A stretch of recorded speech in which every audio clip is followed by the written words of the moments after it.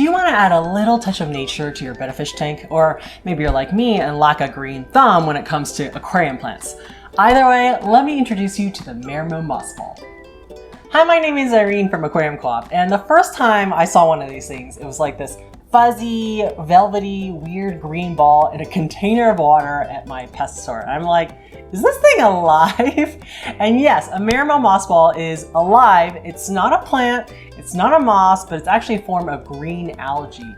And the name Marimo is actually kind of a Japanese word for water plant that's like a bouncy ball, which makes sense, right?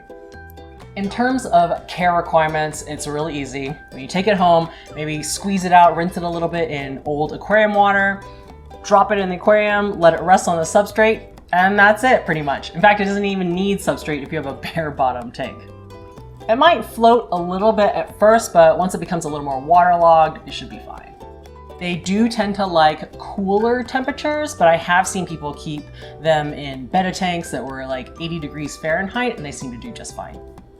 As for lighting, they are usually found at the bottoms of lakes rolling around, so they actually prefer low to medium light range. Anything brighter, or if you have it in direct sunlight, could cause burning of the Marimo moss ball, so you'll see some discoloration. Not good.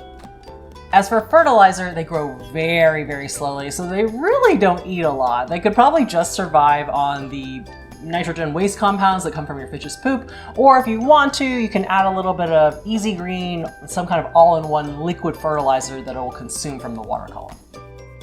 Now there are a few things that you should do for maintenance. Every time you do a water change, go ahead and roll it around in your hands a little bit just to imitate the rolling action that you have at the bottom of a lake to keep that spherical form.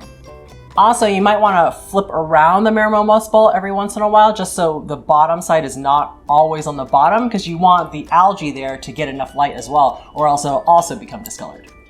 Finally, you may notice that it'll start collecting some debris or other waste on it, and if you have small invertebrates like shrimp or snails, they'll readily clean it off. But if you don't, feel free to take it out, squeeze it in some old aquarium water just to get rid of some of that gunk.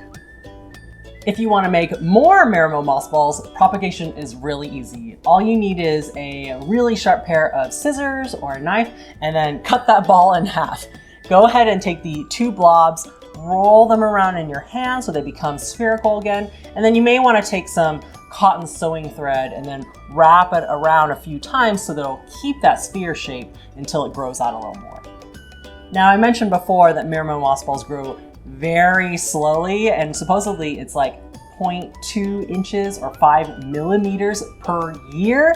So if you see some of those giant Marimo moss balls from the wild where they're like 8 or 12 inches in diameter, I mean, you know that thing's got to be, I don't know, 100 years old, right? Most often when you buy them commercially, online, or from a fish store, it's going to be more like 1 to 2 inches in diameter. So for me personally, I actually have never cut open my Marimo moss ball before, because I find it easier to just buy another one rather than propagate my own.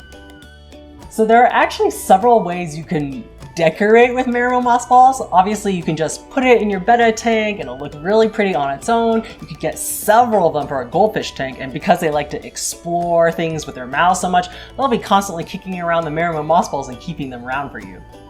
You don't even have to put them in aquariums. Some people like to put them in a jar of water, several of them, and they become like a house plant, which is really cool. Finally, Taylor from Surface Design has a really cool tutorial where he took some driftwood and made kind of a bonsai tree, and then he took the Marimo moss balls that were flattened and then glued them to the top so they became like the leaves of this tree. Really cool. Make sure you check out that video. Whether you're looking for an undemanding houseplant or a little tank mate for your fish, you can't go wrong with the Marimo moss ball. Best of luck with your new fuzzy green friend, and I'll see you in the next video. Bye!